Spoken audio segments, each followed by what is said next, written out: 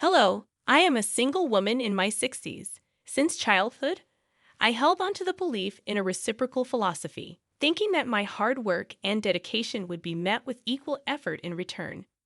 This mindset extended to my relationships, where I believed treating others kindly would result in receiving kindness in return. Even after marriage, I continued to hold this belief, assuming that by being considerate to my husband, he would reciprocate. In today's world, women aren't expected to sacrifice as much. But during my era, societal expectations were different. I willingly made sacrifices for my husband and children, confident that my efforts would contribute to future happiness. However, my marriage and family life didn't unfold as expected. Despite my early mornings and diligent work for the family, complaints and mistakes overshadowed appreciation. At that time, no one mandated that I live this way. I was an ordinary person who married a coworker 4 years my senior due to societal expectations. Despite the societal norms for married women to quit their jobs, I became a full-time housewife after giving birth to my daughter. I had no regrets. I believed it was a natural course of action for family life. Though my life wasn't glamorous like TV dramas, it felt easy and stable. Around my daughter's ninth grade, tragedy struck when my mother passed away suddenly from a heart attack. While mourning her loss, I discovered my husband's affair. In the midst of my grief, he found joy elsewhere, becoming uncaring and eventually demanding a divorce. Despite my determination to avoid divorce, my husband's behavior became unbearable. Divorce wasn't as socially acceptable back then, and despite an irresponsible and unkind husband, I resisted the idea. Looking back, I realized my naivety, but more was at stake. My daughter, witnessing the turmoil, felt the impact. Despite my refusal to divorce, I found myself in a deeply miserable situation. During a heated argument about our impending divorce, my father unexpectedly visited. Witnessing the distress in our relationship, he offered me a place to live and encouraged me to leave my husband, taking my daughter with me. Having recently lost his wife and observed his daughter in an unhappy marriage, my father convinced me that persisting in such a difficult situation was futile. Feeling the weight of his concern, I yielded to my husband's request for a divorce. In return, my husband provided me with $3,000 in cash. With my father's support, I secured a 2-bedroom townhouse to live in with my daughter, starting anew. I anticipated the need to work hard to support my daughter, fearing judgment from society for being a divorced woman with a daughter. This concern was particularly heightened as my daughter entered adolescence. During this challenging period, my daughter expressed typical desires of her age, lamenting the perceived consequences of her parents' divorce. Despite the emotional hurt, I knew I couldn't dwell on them forever, determined to provide for my daughter. I embarked on the journey of seeking stable employment. However, being an older divorced woman with a child made securing a job challenging. Undeterred, I took on multiple part-time and nighttime jobs, even engaging in freelance work at home whenever possible. As time passed, my daughter advanced to her senior year of high school. Despite financial constraints, she excelled academically, finding her own way to thrive. Motivated by my desire to ensure her future, I secured a job at a 24-hour restaurant, working 12-hour shifts. 2/3 of my earnings were diligently saved for her college tuition. Despite facing judgment and gossip, especially from some married men who viewed me as an easy target, I persevered for the sake of my daughter. The sacrifices were numerous, but my goal was to provide her with opportunities I never had. As she approached adulthood, I hoped she would understand the struggles I faced in raising her and making a living. Reflecting on these challenges, I realized that having a daughter made my situation both more arduous and meaningful. She became my anchor, giving me the strength to endure and persevere through life's challenges. I held on to the belief that, in the future, my grown daughter and I would share stories about the hardships we faced and take pride in our resilience. A year later, my daughter's outstanding performance in the SAT exams earned her admission to Harvard University, a moment of immense joy that made all the previous struggles worthwhile. As she embarked on her college journey, I felt a mix of pride and emptiness. Though I had managed to provide for her education and housing, the absence of her daily presence at home left a void. We maintained close contact through phone calls, and during the initial months of her independence, our bond deepened. Her newfound affection and connection were a source of comfort, and I cherished our evolving relationship. Despite the challenges, my daughter graduated from college without financial setbacks, fulfilling a dream we had worked hard to achieve. Anticipating that we could live together again, I was surprised when she secured a job at a defense corporation and chose to live independently. To support her, I took a bank loan and contributed to the down payment for a condo near her workplace. While I aged and embraced a more unassuming appearance, my daughter thrived as a fashionable career woman. Witnessing her success brought immense happiness, reinforcing the idea that my sacrifices had borne fruit. I found contentment in her achievements, understanding the sentiment of people who say they forget hunger in moments of joy. Despite the financial support throughout her college years, the prospect of her wedding became a new financial responsibility. People questioned why I continued to struggle when my daughter was capable of self-sufficiency. However, I was determined to contribute to her wedding expenses to prevent any condescension from her future in-laws. The belief that sacrificing for her happiness would bring joy to both of us fueled my resilience. On the other hand, as my daughter dated, I noticed a growing distance between us. Initially hurt, I recognized that her adult life and relationships rightfully took precedence. I patiently waited for her to mature and open up to me, understanding that priorities shift during this phase of life. However, on her 27th birthday, I looked forward to celebrating with her. Yet she made it clear that she had plans with someone named Michael and dismissed any preparations. While she may have intended to convey that I needn't go to any trouble, I couldn't help but feel hurt. It was her birthday, a day that held immense significance for me as the day she was born, and her apparent indifference stung deeply. It was challenging to comprehend why my daughter considered spending money on her birthday a waste, given the tight budget. Despite her intelligence, her understanding of her own mother seemed distant. Despite my hurt feelings, I understood she was my only daughter, and I wanted to see her briefly on her birthday, even if it meant taking a day off work.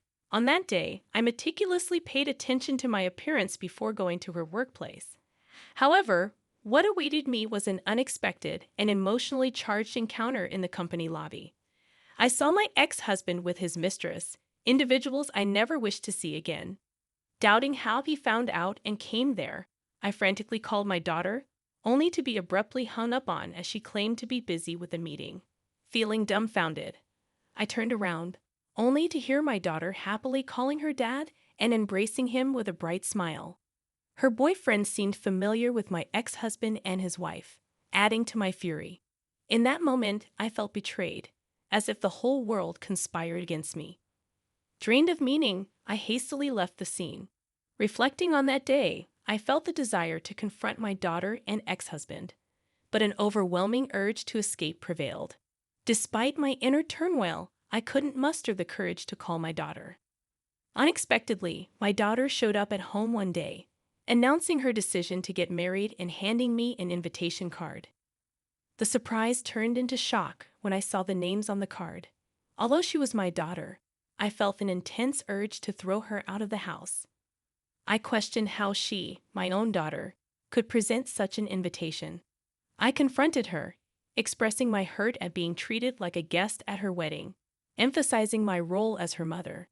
In response, my daughter apologized, stating she felt she had no choice. Despite her desire to marry Michael, she faced scrutiny from his parents over every detail about her. The situation left me grappling with complex emotions, torn between hurt and the desire to understand my daughter's perspective on her life-changing decision. The revelation from my daughter about her concerns regarding my divorced past and the challenges of being a single mother struck me deeply. She explained that revealing this truth could jeopardize her chances of marrying her boyfriend, as her potential in-laws might disapprove. In the face of this revelation, I couldn't help but express my frustration, reminding her of the sacrifices and struggles I endured to raise her. work at a restaurant, and fund her education. My daughter's response. However, her response stunned me.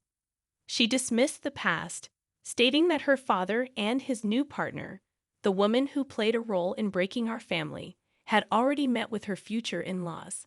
In her perspective, the present was what mattered most, and she prioritized her desire for a comfortable life over the difficulties we faced before. Feeling hurt and regretful, I spoke harshly to her for the first time in my life, expressing my disappointment in her attitude.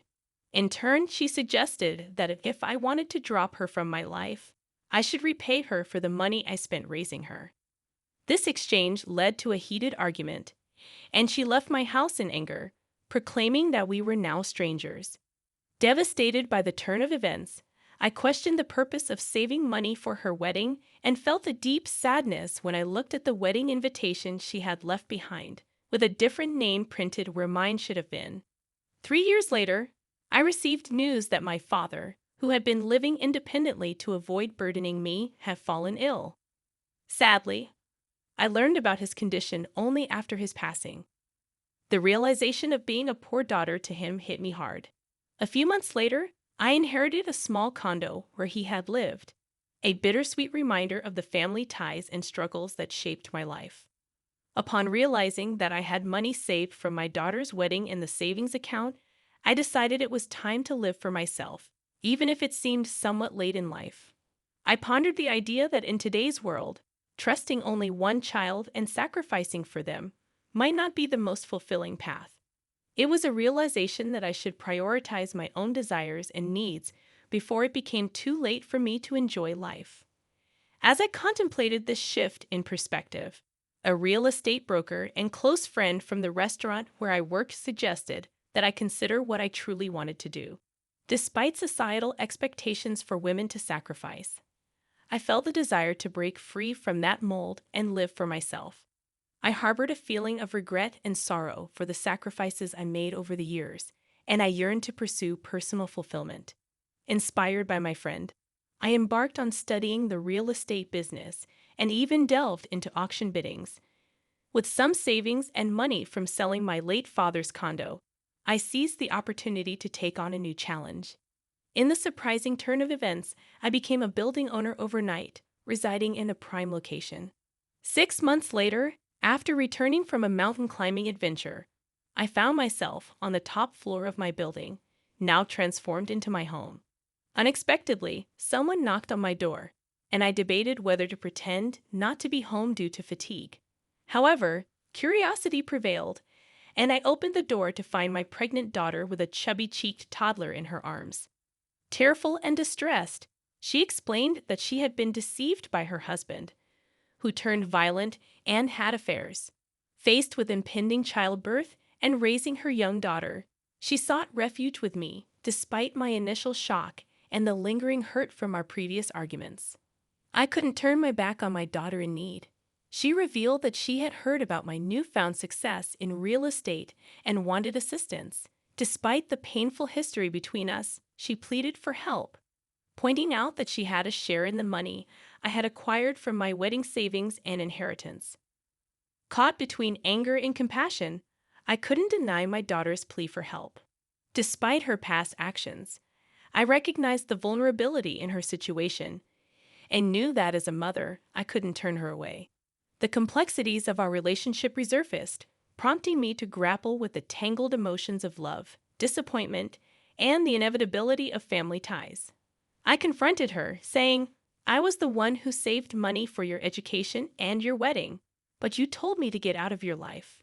Do I need to give you money now?" I only said that, but I didn't get any money back from you. It seems that in front of money, there is no use for the bond between a parent and a child. Now that you have money, you don't need a daughter, right? No matter what, I am still your daughter, so I have a right to your money too. I was once very proud of you, thinking that it was because of me that you were able to attend Harvard. But now I see that it was all in vain. I guess I was too busy making a living that I couldn't teach you to be a decent human being. I raised you as someone who is so selfish and can only think of yourself. I don't plan to give you one penny, so you can either go back to your husband or your wonderful father. You are too mean. Could you abandon your own daughter? Do you think other people would care for me at all? That wife already ran off with the money, and he has disappeared trying to look for her. If you abandon me, I'll become an orphan. Now I have a child and I'm pregnant, so how could you be so mean to me? Would you be happy if I died like that? When she screamed at me, I couldn't put up with her any longer, so I took out all the money I had in my wallet and threw it at her. Since you are acting so pathetic, I'll give you that. However, never come back to my house because I won't let you in. There's something that I learned in the meantime, just that your life is important. Now my life is important. You cannot put me in and out of your life at your whim. I coldly let my daughter and her child out of my house. Of course, I would not feel good about it since she was my daughter after all. However, I couldn't accept her because she still was as selfish as before, and I couldn't bury the past. However, I felt sorry for my little granddaughter, who was innocent and got kicked out together with her mom. After that, my daughter was too proud and never came to see me again. To be honest, I knew that she was such a daughter. So, has she repented for her past acts and begged me for forgiveness out of a quest? Pretending I was reluctant, but would have found ways to punish her wayward husband. But I was so disappointed that if she erased me from her life to marry her husband, she should have lived happily. Why did my husband and my daughter turn out that way, even though I lived a hard life? Now I see that the only person who is living a life the way I want to is only me alone. Thus, if anyone is living a life like I did on behalf of others, I want to say this one thing for sure. No matter how strong your relationship is with another person, be sure to take care of your life first. Even if everyone in this world betrays you, you will not betray yourself. In the end, happiness is not what you do for others, but what you do for yourself. I want to give that message through my story here. Even though it may seem like a life that's only felt half, I plan to try to fill that remaining half from now on for complete happiness. Thank you for listening to my story. I hope all goes well for you today, and good fortune will be with you. Please cheer for me and write your comments of wisdom in the comment section. Pressing like and subscribing is a big help to me. Have a wonderful day, everyone.